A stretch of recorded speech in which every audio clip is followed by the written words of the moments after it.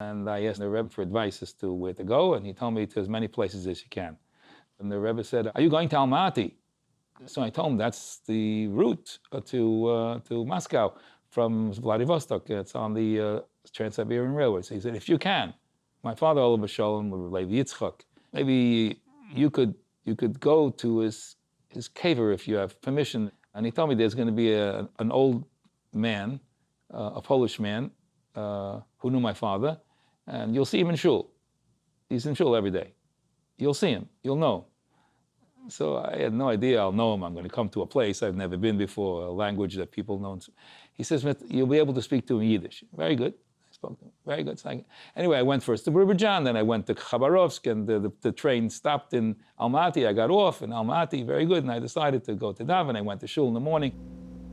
I looked for a Jew. I found an old Jew. I went over to the old Jew and I asked him if he knows where, and he looked at me. He says, "Why do you want to know where the Rebbe's father is buried?"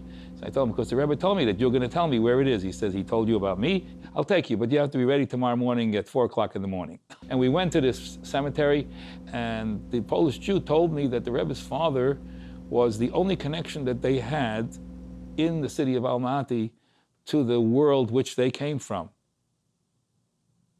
And that he was the madriach of the whole Golis in Asia at that time. It was a remarkable experience.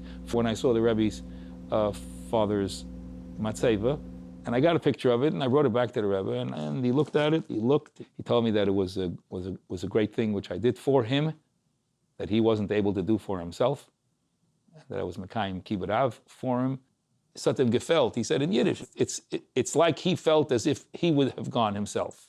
I was very, very moved, and I think he was more moved than me.